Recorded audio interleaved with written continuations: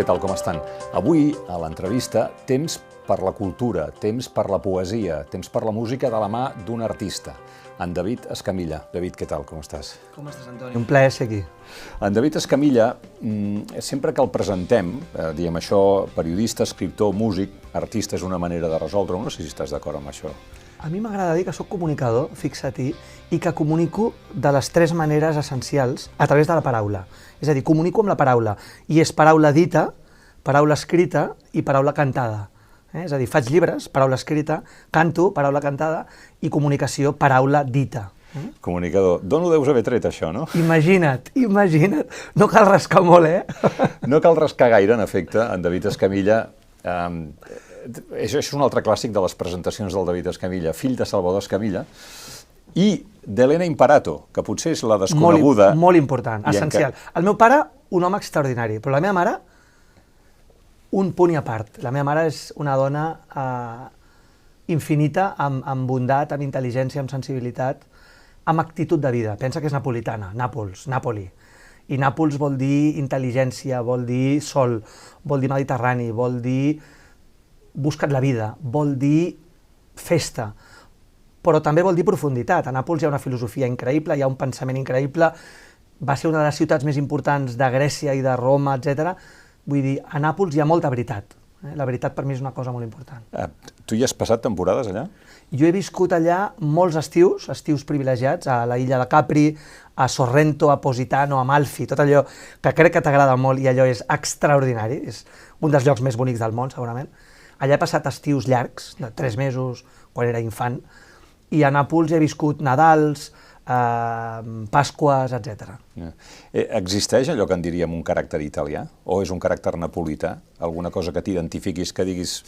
Quan estic allà m'adono que sóc com ells. La veritat és que és aquesta passió per la vida. Jo diria que el Vesuvi marca caràcter. El Vesuvi, esclar, el Vesuvi és un cràter, és un volcà que està dormit. Els napolitans diuen estar con un occhio aperto e un occhio chiuso, està allò mirant de reull per si torna a encendre's. I per tant, vaig conèixer un dia una francesa, una vulcanòloga, una experta en volcans del món, molt interessant, i diu que, fixa't que interessant, que tots els pobles volcànics a prop d'un volcà dels 5 continents estan agermanats per una mateixa filosofia de vida. I és que en qualsevol moment tot se'n va.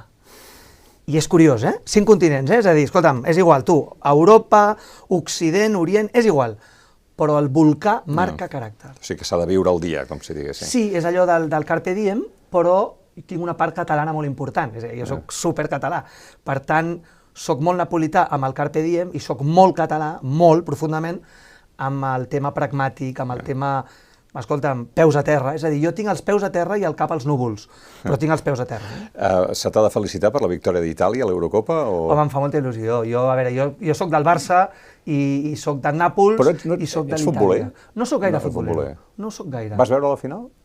No la vaig veure. Fixa't si soc poc futboler. Per això et dic.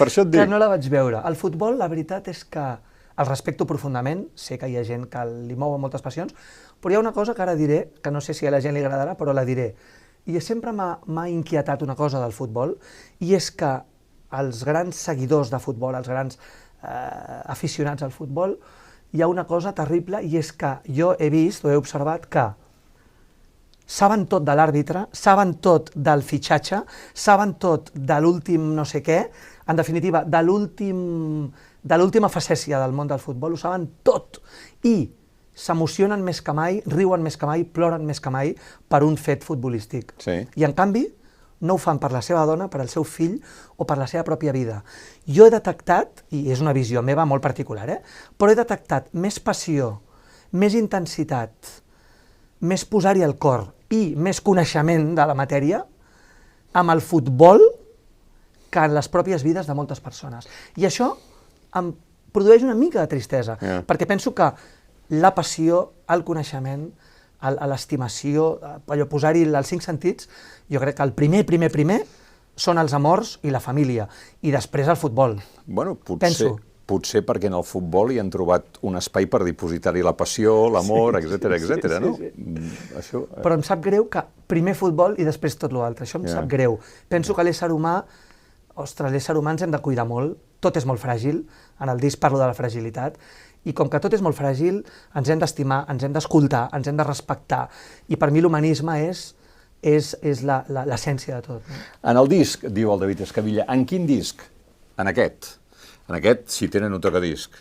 En aquest, si tenen lector de CD, i m'imagino que... Spotify totes les plataformes digitals. I per què, i aquí és on arrenca de fet l'entrevista, o el motiu que la desencadena, en David Escamilla ha publicat aquest disc, El tiempo entre dos es secreto, on hi ha 10 cançons. 10 cançons. 10 cançons, de les quals n'és autor, 4 de les quals ha cantat amb Joan Manuel Serrat, Sole Jiménez, Ana Belén i Judit Nederman. Explica'ns una miqueta en quin moment, perquè tu dius que això no és un disc, són 10 missatges de tendresa pel futur, després parlarem de la tendresa i això, però explica'ns en quin moment el vas fer i quin sentiment volies expressar amb aquest disc. Mira,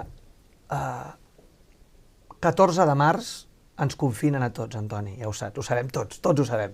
14 de març ens confinen a tots. Escolti'm, quedis a casa i de moment són 15 dies, després són 15 més, després és un mes, per tant, 3 o 4 mesos, ja no recordo quants mesos van ser. Bueno, i en aquell moment, primer dia, 14 de març, 15 de març, 16 de març, bueno, estàs a casa, vas treballant, vas fent, mires alguna sèrie a Netflix, vagareges, mires els núvols, etc. Però hi ha un moment que dic, no sé per què, vull d'alguna manera construir alguna cosa i em poso a fer una primera cançó, que és Fragilidad, que és la primera cançó, la que canto amb l'Anna Belén. I de cop aquella cançó... Compons al piano?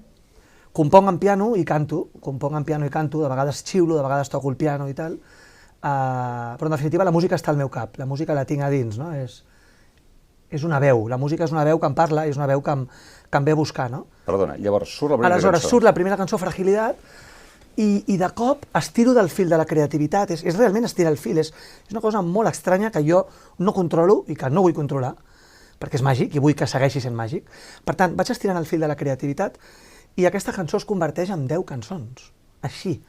Aleshores, jo dic que una novel·la és una història, una sola història amb 10 capítols, una pel·lícula és una sola història amb 10 escenes, amb 10 seqüències, i aquest disc és una història amb 10 cançons. I quina és la història? La història és una història d'amor. És una història d'amor que jo he viscut, però que hem viscut tots, i al final és l'amor abans de que sigui amor, el desig d'un amor, els primers moments de l'amor, les crisis de l'amor, el retornar a il·lusionar-se amb l'amor, i finalment la relació s'acaba, i la memòria. La memòria que de vegades és, ho dic en la cançó, en una cançó, de vegades és amarga i de vegades és dolça, no? En definitiva, abans de, després de i mentrestant. I per què et va sortir això durant la pandèmia? Perquè estic en un temps de solitud, estic en un temps d'introspecció, en un temps de diàleg interior. De desamor? Sí. De profunda connexió amb la vida, de profund enamorament amb la vida. Estic enamoradíssim de la vida, però de vegades les persones ens fallen. De vegades les persones concretes no són el que pensàvem, i nosaltres fallem, naturalment, i no som el que es pensaven, no? Per tant, en l'ésser humà hi ha un no acomplir expectatives constant, i aleshores jo ara estic optant per una mena d'enamorament profund i constant amb la vida, no? I estic enamorat de cada instant de la vida des de que em llevo fins que me'n vaig a dormir. Estic profundament connectat amb el dia a dia. Els antics clàssics en llatí deien hic et nunc, que vol dir l'aquí i l'ara. Escolta'm, l'aquí i l'ara, ja estem al diari ara, per tant, perfecte, l'aquí i l'ara és el temps i és l'espai, no? No som res més que l'aquí i l'ara. Per tant, tot el que hem fet gairebé ja no serveix de res, perquè el passat és passat, i per tant, el present és allò que ens actualitza com a éssers humans. Per tant, algú que no sàpiga actualitzar-se, que visqui sempre dels rèdits del passat, de la memòria, o algú que no sigui capaç de generar futur, és algú que està atrapat en el temps, no? Com es pot estimar tant la vida quan et deixen o quan et fallen? Perquè... Sí. No, perquè el primer moment és una certa ensorrada, no? Sí. Una decepció i... Però diguéssim que si ho penses molt i fas un diàleg sincer amb tu mateix, acabes descobrint que aquella ensolciada, com si fos un castell dels castellers que s'enfonsen, aquella ensolciada d'aquell amor que ha caigut al castell, és un cas concret de la vida, és un cas puntual i en definitiva hi ha sempre una gran esperança amb la vida. És a dir, la vida a mi em genera esperança constant. Sempre allò que deien de que los mejores tiempos ya han pasado i tal, o allò que deien de que el millor que... Sí, qualsevol temps passat va ser millor. Jo penso que qualsevol temps futur serà millor. I és la meva, si tu vols, la meva esperança. Jo sempre penso que el millor de la meva vida encara està per passar. Pors, amors ferits, desencontres, tot això de la mà, per exemple, de Joan Manuel Serrat, que es pot dir literalment que és un amic de la família.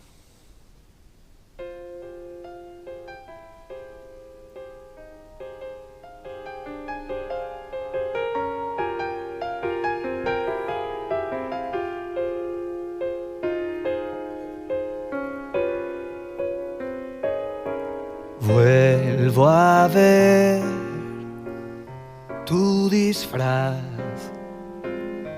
viejas fotos son mi verdad y cada vez que te escondes sé que te perdí y acabó. Buscaré otra voz,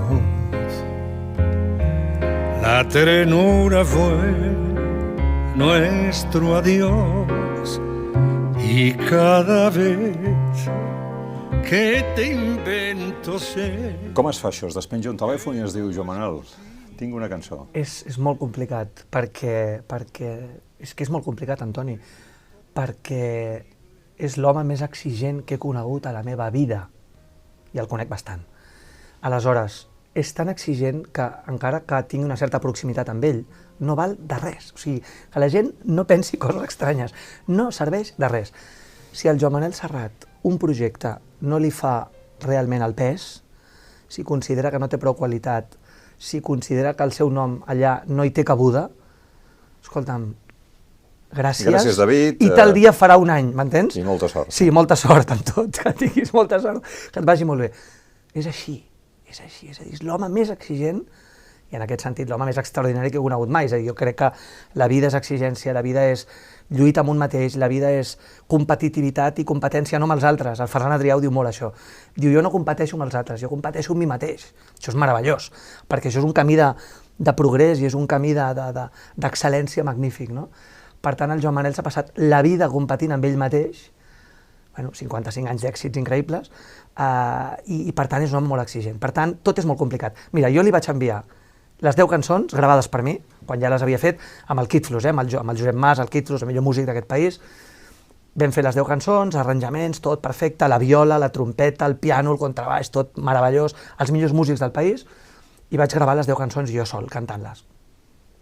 I li vaig enviar al Joan Manuel les cançons. I li vaig dir, mira, dic, amb la veu baixa i amb la veu petita i amb tota la humilitat del món, Joan Manuel, crec que és un disc honest, ja no et dic si és bo o és dolent, és honest, i m'agradaria que de les 10 cançons tu triïs la que més t'agrada, o la que tu creus que em pots acompanyar.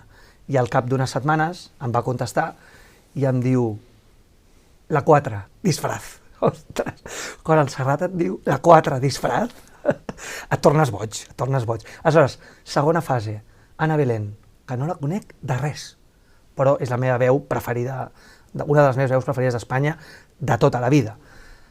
Per tant, a través del Kid Flus, que és el músic que coneix el fill de l'Anna Belén i del Víctor Manuel, que també és músic i és pianista i toca amb ells i grava amb ells, amb l'Anna i el Víctor, li envio a l'Anna i li dic, Anna, tengo 9 canciones, escoge la que más te guste. I diu, m'envia un mail preciós l'Anna. David, si te parece bien, amb una humilitat increïble, Ana Belén, si te parece bien, me gustará acompañarte en la canción número 1, Fragilidad. Espero tus noticias, llámame cuando quieras, un beso.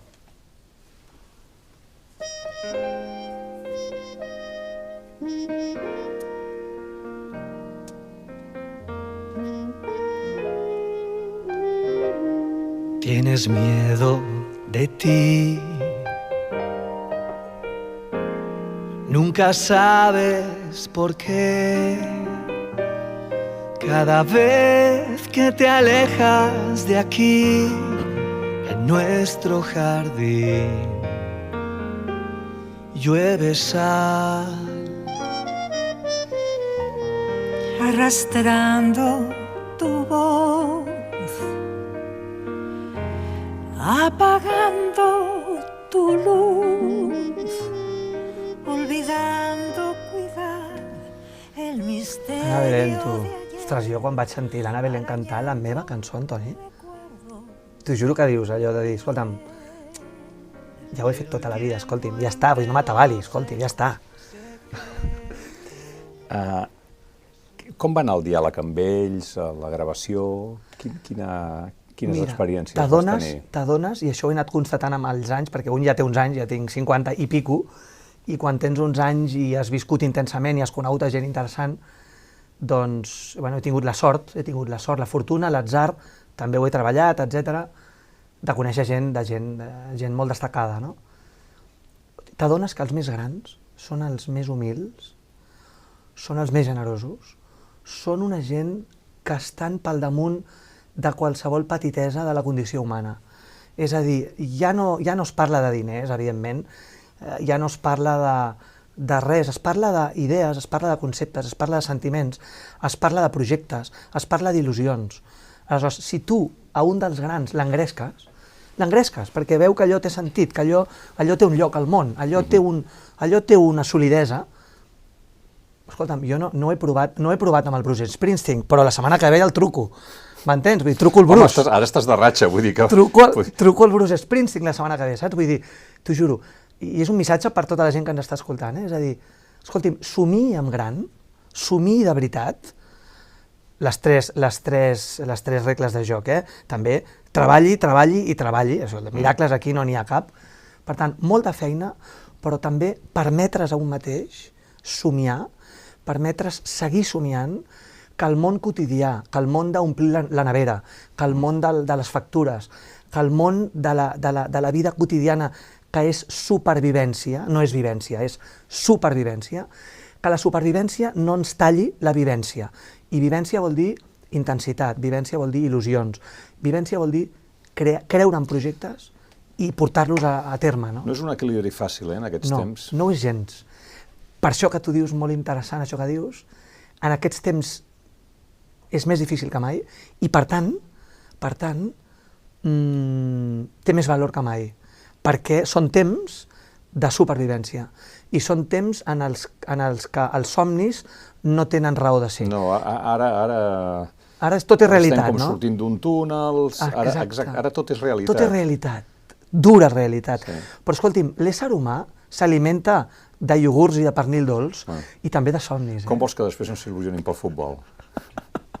No, ho entenc. És igual, o per la música, no? T'entenc perfectament. Jo del futbol... Que no és per trobar enrere, però vull dir que necessitem, no sé si placebos o substitutius o metadones, no sé, però alguna cosa per... Necessitem il·lusions i vinguin d'on vinguin, benvingudes.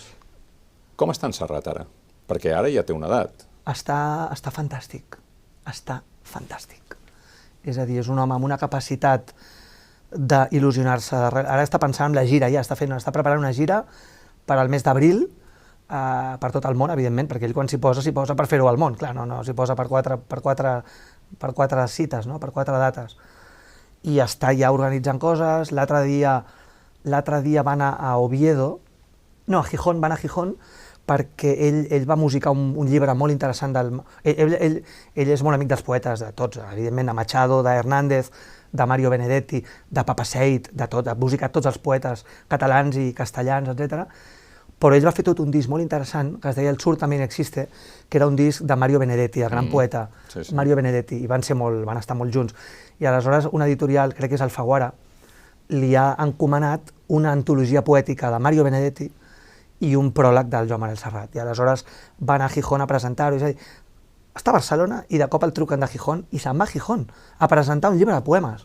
Vull dir, escolta, vitalitat màxima. Bueno, Anna Belén, Joan Manel Serrat són dos artistes d'una llarguíssima carrera. N'hi ha una altra de més jove, hi ha Judit Niederman, però també hi ha Sole Jiménez.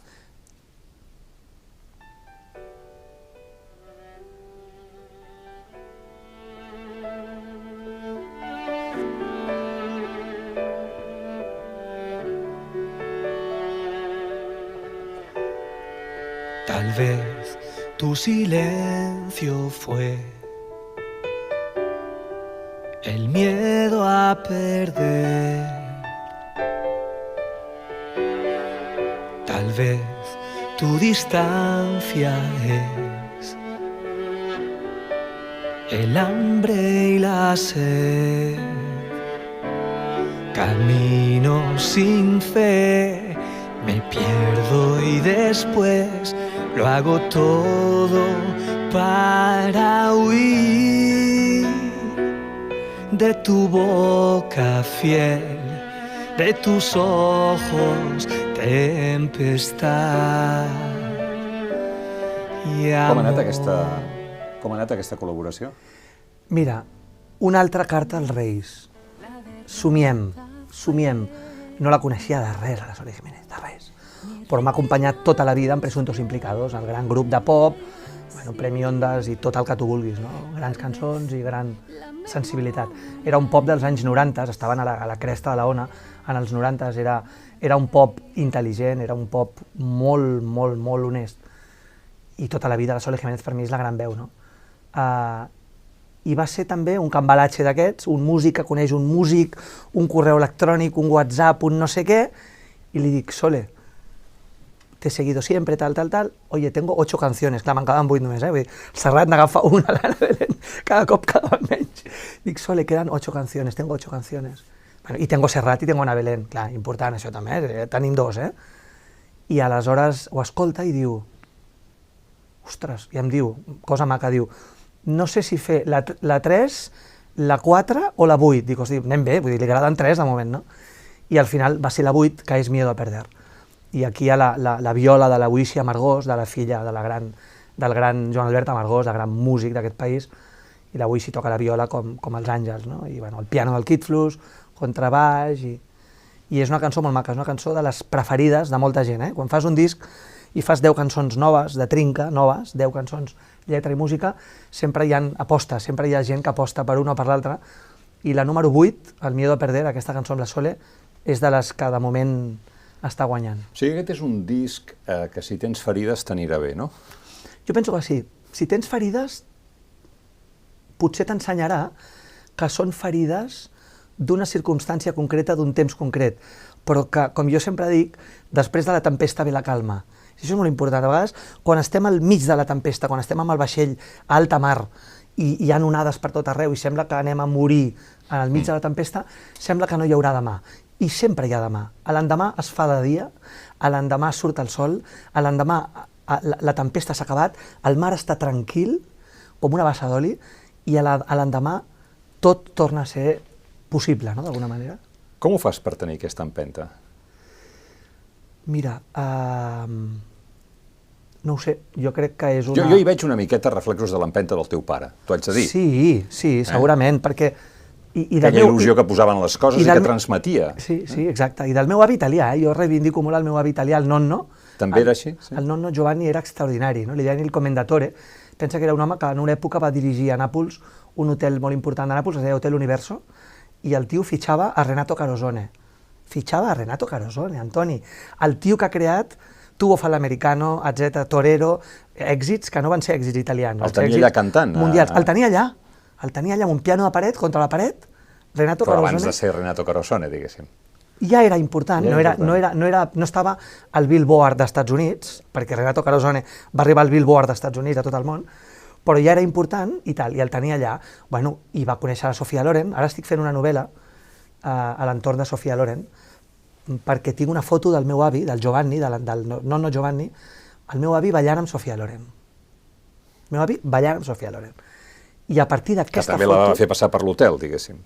Sí, també, perquè ell muntava festes, era un gran xarmant, era un gran relacions públiques, era un gran director. Ara ho entenc, sí. Sí, i per tant, tinc molt del meu pare, Sí. però sobretot tinc molt del meu avi italià.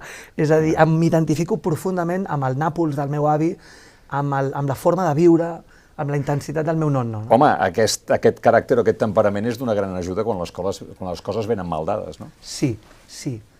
És l'energia que t'impulsa, que t'ajuda a pensar que la tempesta passarà i que arribarà un moment de calma I en definitiva hi ha una frase que està molt dita, però que a mi m'agrada molt i la reivindico constantment, i és que jo cada dia vull ser la millor versió de mi mateix. Això és una cosa que queda molt del llibre de manual d'autoajuda, Sí. però escolta'm, ho trobo fantàstic, és a dir, Hi ha dies que penses, bueno, avui faré el que podré, potser no serà la millor versió. hi ha dies Faré- que fas el que pots i que sobrevius, però Però intentar-ho. Si no ho mires al dia a dia, sinó que ho mires al cap d'un any, jo cada any vull ser una mica millor, cada any. I tindré mesos dolents, setmanes dolentes i dies dolents. En què consisteix una mica millor? Millor professional? Tot. Millor persona, número 1. Per mi és molt important ser honest, ser solidari, escoltar de veritat a la gent. És a dir, escoltar no significa deixar de parlar perquè l'altre està parlant i quan acaba de parlar parles tu. Això no és escoltar.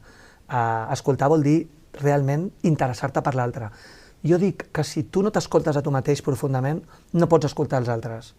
Si tu no ets feliç, o raonablement feliç, no pots generar felicitat. Tot és un joc de miralls, tot és un joc de reflexes, no? Per tant, per mi ser millor vol dir ser millor persona, sens dubte, interessar-me pels altres, per les vides dels altres, no aquest mirar-se al melic constant, sinó sortir d'un mateix. Per mi això és ser millor, i evidentment fer cançons millors, fer llibres millors, fer ràdio, fer televisió, fer comunicació millor. Cada dia ser una mica millor, i el que deia el Ferran Adrià, competir amb mi mateix, mai amb els altres. Escolta'm, tots són molt diferents. Les cançons t'han sortit en castellà per alguna raó? O estaves buscant un mercat més Mira, gran? les cançons... He fet 3 discos ara mateix, d'estudi, 3, i fixa't quina cosa. Català, italià i castellà. És a dir, tinc 3 discos i cadascun amb un idioma diferent. Però el català i l'italià són llengües teves familiars, diguéssim, no? Sí. Bueno, però el castellà és una llengua de cultura bestial, és a dir, jo adoro el castellà, és una cultura extraordinària, llegeixo habitualment en castellà, en català i en italià, em compro llibres amb els 3 idiomes, i penso, fixa't, penso i sento en català, en italià i en castellà. És a dir, soc trilingüe i soc trisentimental, i les 3 cultures per mi formen part indestriable de la meva vida, no? I de la meva manera de ser, no? El disc La grande bellezza, on vas agafar temes de Paolo Conte, Lucio Dalla, Ivano Fossati, Gino Paoli, Domenico Modugno, no? Aquí t'ho devries passar molt bé, M'ho no? vaig passar bomba, Antoni, perquè, esclar, era la música que m'havia posat la meva mare quan jo era petit. Era molt agosarat, perquè cantar Domenico Modugno és molt bèstia. Dius, escolti'm, però què fa vostè? Però ho vaig fer amb el Kitlos, amb el grandíssim músic, i ho vaig fer, tu l'has sentit i l'has apreciat, amb la màxima humilitat, simplicitat, honestedat i des del cor. Jo crec que quan fas les coses, quan fem les coses, amb sinceritat, amb honestedat i des del cor, no pot haver-hi cap cosa estranya, és a dir, està sortint una cosa real, no? Com ho fas per trobar el públic? Per trobar el Per públic. saber quin és el teu públic o com... És a dir, això ho fas perquè et surt, pel que ens has explicat. En aquell moment, quan ho fas, no penses en el receptor, no? No, jo penso sempre que és una necessitat meva, interior. No estic pensant quan faig un llibre amb el lector, no estic pensant quan faig una cançó amb el públic, estic pensant en una expressió humana meva.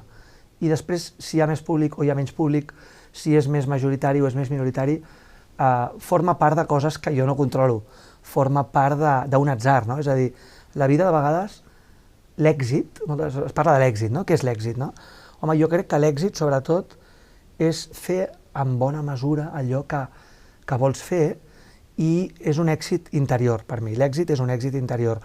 Si després aquest èxit interior estic vivint el que jo vull, o aproximadament el que jo vull, si aquest èxit interior, a més es multiplica amb un èxit exterior, meravellós i benvingut. Però si no hi ha un seguiment, ja no et dic massiu, sinó generalitzat, no passa res. Per mi, l'èxit és aquest èxit interior, és aquest diàleg interior, primer de ser honest amb tu mateix, de crear un diàleg interior real i després d'expressar-te. El mateix que ens expressem amb un petó, amb una carícia, amb una conversa, amb un amic, amb una parella, etc., amb una família, la mateixa manera que expressem els sentiments estimant-nos, jo m'expresso escrivint o cantant o parlant, no? És una forma més d'afecte i d'expressió humana. Sentia el teu disc i deia els temes són el tema de sempre, diguéssim, l'amor i el desamor, no? I la tornada a l'amor i aquestes coses. La factura musical és la teva d'ara, pot recordar èpoques, o sigui, tot allò que tu has begut d'influència. És cançó d'autor clàssica, en definitiva. Sí.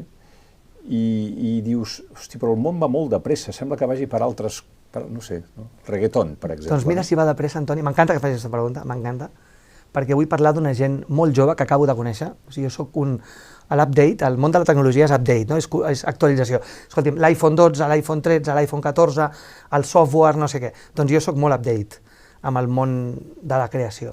Per tant, acabo de conèixer una gent jove que es diuen Loudkin, que fan música reggaeton, fan música urbana, fan música hipertecnològica, no música segle XXI, música segle XXII. M'he enamorat d'ells, m'he enamorat de la seva estètica, m'he enamorat de la seva... I he fet una cosa estranyíssima, perquè sóc un experimentador, d'aquest disc de música clàssica, de cantautor, analògica, acústica, ja n'hi ha 2 publicats a Spotify, aquesta setmana publiquem la tercera cançó. 3 cançons. París, la que canto aquí amb la Judit Nederman. Disfraz, que canto en Serrat. I Taxi a ninguna parte, aquestes 3 cançons que estan aquí en format clàssic de cantautor, ara estan en versió música electrònica, música urbana i música totalment segle XXII. I això vol dir que el proper disc meu serà en català i serà en música electrònica d'última generació. Català i música electrònica superactual. Aquest és el proper next step. I aguanten bé les cançons transformades d'aquesta manera? Antoni, meravelloses, meravelloses. I, una vegada més, la sorpresa i el miracle del món creatiu. Com tu molt bé dius, aguanten bé, ostres, la mateixa lletra, sense canviar ni una coma, la mateixa melodia, sense canviar res, amb un contrabaix clàssic, amb un piano, amb un cello, amb una trompeta, magnífic, i amb un ritme brutal, amb uns efectes brutals, amb la meva veu distorsionada, amb 1000 coses increïbles, magnífica. No, ho dic perquè tu poses segons quines emissores i sents el mateix tipus de música, insisteixo en la idea del reggaeton, que porta associada a més un determinat tipus de cultura, etc. No? I sembla com si treballs com el teu, i en general altres treballs tinguts per més clàssics, quedin com expulsats d'allò que ara es dona a sentir a la gent. No? És absolutament cert i és absolutament trist, i és així. Has fet una radiografia de l'actualitat musical, et diria que de Catalunya, et diria que d'Espanya, et diria que d'Europa i et diria que del món.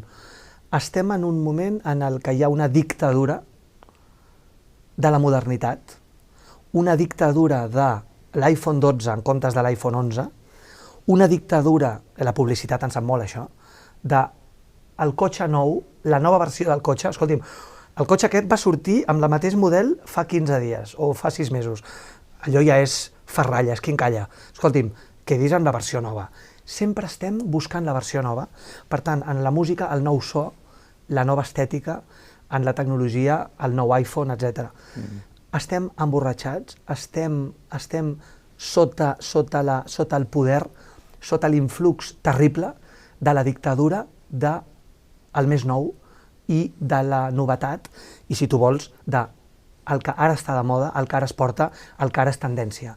I això és molt trist, perquè al llarg de la història de la humanitat, si fem una anàlisi diacrònic de la història, veurem que hi ha hagut moltes tradicions, moltes estètiques, molts moviments, moltes realitats que han conviscut perfectament.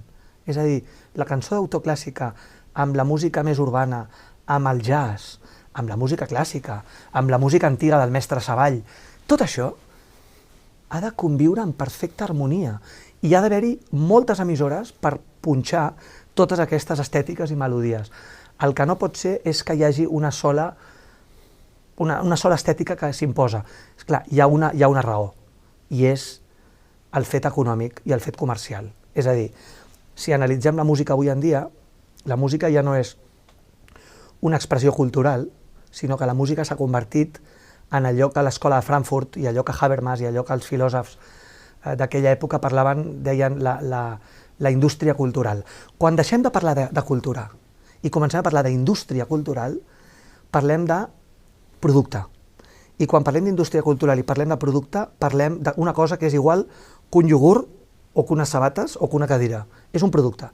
Bueno, ha de produir satisfacció immediata. Clar, sí. Però té una cotilla i té un cànon determinat, és a dir, les sabates que estan de moda són aquestes i no aquelles, la taula que està de moda és aquesta i no aquella, és a dir, hi ha una dictadura. Quan entres en el món del mercat i quan entres en el món de la competitivitat mercadotècnica, la cultura ja no queda com a expressió humana i parlem d'indústria cultural i per tant parlem d'un cànon, i parlem d'una no coexistència de cànons. I això a tu, que et sap greu, però has decidit que no t'atraparà i que faràs el que tu creguis que has de fer. A mi no m'atraparà perquè el món va ràpid i jo vaig ràpid, és a dir, sóc un tio àgil i sóc una persona que es mou còmodament. Jo dic que em sento profundament contemporani. Què vol dir ser contemporani? Vol dir ser fill del teu temps. No hi ha res pitjor que viure el 2021 i haver-te quedat lligat als 90 o als 2000. Això és bastant trist. Jo crec que un ésser contemporani és algú que es mou còmodament en els nous ritmes dels temps. Per tant, jo em moc còmodament fent un disc de cançó clàssica amb uns musicassos increïbles, estic superfeliç, però també ara estic descobrint la música urbana i prometo presentar-te un dia d'aquests, no sé quan, un disc de màxima actualitat en català de música urbana. Bueno, primer has d'acabar la novel·la, no? Primer d'acabar la novel·la. Estic fent la novel·la. Estic fent la novel·la pel que dius, no? La novel·la de la meva àvia, de la Sofia Loren. De la Sofia Loren i companyia, no? Sí, sí. Tu tens una maquineta, no?, que t'impulsa, ja ho veig. És la il·lusió, és el llevar-se al matí amb una pastanaga, no? Jo crec que tots hem de tenir una pastanaga al davant, tots hem de tenir un motiu perquè el nostre dia a dia tingui un cert sentit. Algú diria un cert fugir del dia a dia, no? Fugir allò que et deia abans de la supervivència i de la vivència. Jo crec que tots estem en un món pràctic, tots hem de pagar factures, tots hem de treballar, tots hem d'omplir la nevera, i si se't trenca la sabata t'has de comprar una sabata nova. Això és món pragmàtic, però hem d'aixecar la mirada, hem de permetre'ns a nosaltres mateixos, i el món ens ha de permetre aixecar la mirada. I aixecar la mirada vol dir seguir defensant els somnis i les il·lusions, perquè si no, si ens convertim en éssers purament pragmàtics, segurament hem perdut el millor que pot donar de si l'ésser humà, segurament. Jo crec que el millor que pot donar de si aquesta entrevista fa que l'haguem de deixar aquí, i l'acabem amb aquesta frase i que l'anem mastegant, païnt i, si és possible, aplicant. David Escamilla, moltíssimes gràcies. Antoni, ha estat un plaer immens i em feia molta il·lusió aquest moment amb tu, molta. Molt bé, moltes gràcies. És mutu i ja ho saben. Si en volen més, ja us ensenyo el vinil, perquè és tan clàssic el disc que fins i tot s'ha fet en vinil, i el CD, i naturalment això ho trobaran a Spotify, a YouTube, els videoclips que han vist. Aquest treball, El tiempo entre dos, es secreto. Gràcies per haver-nos vist, esperem els seus comentaris, les seves crítiques, i fins una pròxima ocasió.